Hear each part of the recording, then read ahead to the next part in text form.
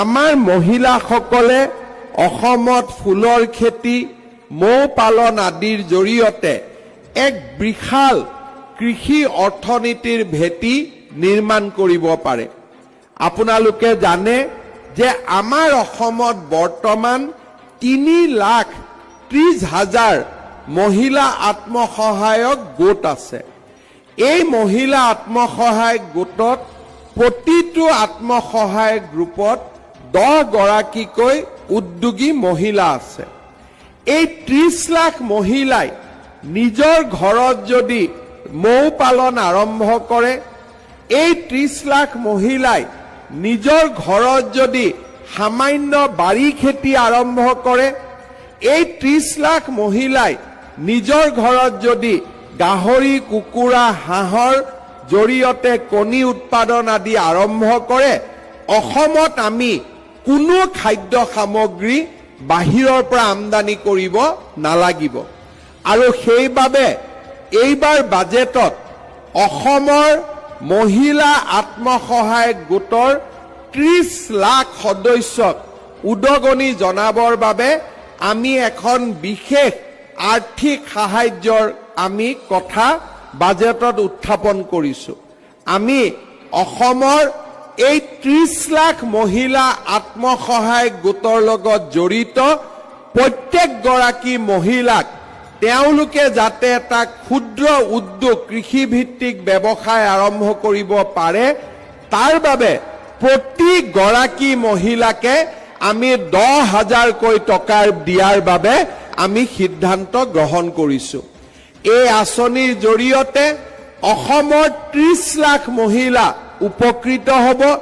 তেওঁলোকৰ বেংক একাউণ্টত চৰকাৰৰ পৰা পুঁজি যাব আৰু তেওঁলোকে যদি ঘৰত নিজাকৈ এটা উদ্যোগ স্থাপন কৰিব পাৰে, তেতিয়া গ্ৰুপ নহয়, ব্যক্তিগতভাৱেও বেংকে লোন দিয়াৰ কাম আৰম্ভ কৰিব।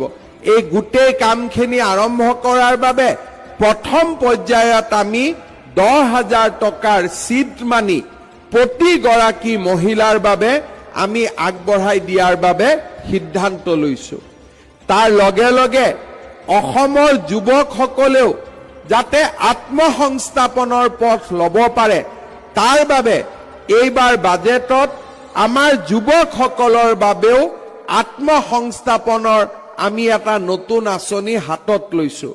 এইবাৰ আমি বাজেটত ঘোষণা কৰিছো যে অসমৰ 1 লাখ ল'ৰা ছোৱালীক আমি বেংকৰ পৰা কোনো লোন বা গ্যাৰেণ্টি নোহোৱাকৈ 2 লাখ টকাকৈ আমি আৰ্থিক সাহায্য আগবঢ়াম, যাতে তেখেতসকলে একোটা উদ্যোগ বা একোটা ব্যৱসায় নিজৰ ঘৰখনত গঢ়ি তুলিব পাৰে।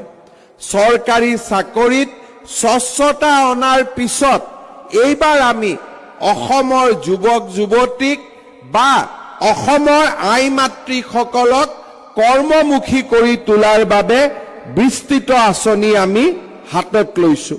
শ্ৰদ্ধাৰ ৰাইজ, আজি আমাৰ চৰকাৰখনৰ উদ্যোগত অসমৰ কৃষি অৰ্থনীতিক এক নতুন দিগন্তলৈ লৈ যোৱাৰ বাবে আমি প্ৰয়াস কৰিছো।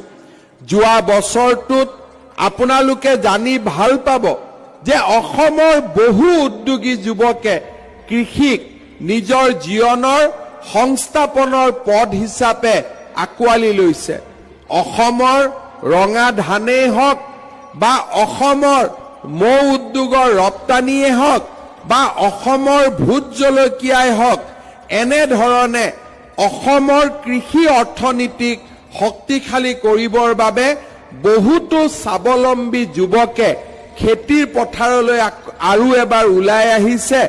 আৰু যোৱা বছৰটোত আমি অসমৰ পৰা অসমৰ বাহিৰলৈ 140 কোটি টকাৰ কৃষি সামগ্ৰী ৰপ্তানি কৰিবলৈ সক্ষম হৈছো।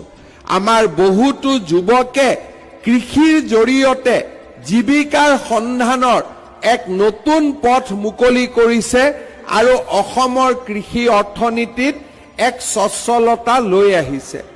অসমৰ গ্ৰাম্য অৰ্থনীতিত সহায় কৰাৰ বাবে অসম চৰকাৰে এইবাৰ আৰু এটা নতুন পদক্ষেপ হাতত লৈছে মই মোৰ বক্তব্যৰ সামৰণি মাৰিছো। ধন্যবাদ।